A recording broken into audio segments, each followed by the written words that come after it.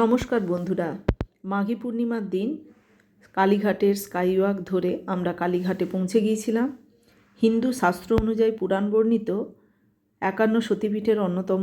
জনশ্রুতি অনুযায়ী বহুকাল আগে আদিগঙ্গার পাশে কালীক্ষেত্র নামে ঘন জঙ্গলপূর্ণ এই স্থানে আত্মারাম ব্রহ্মচারী নামে এক ব্রাহ্মণ বাস করতেন।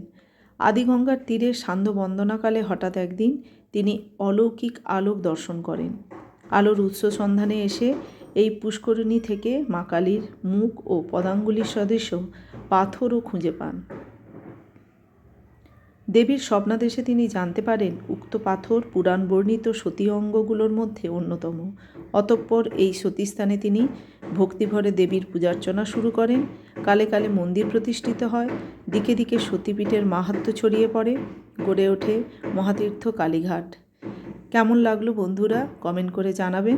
দেখতে থাকুন, আবার নতুন কোনো ভিডিও নিয়ে দেখা হবে।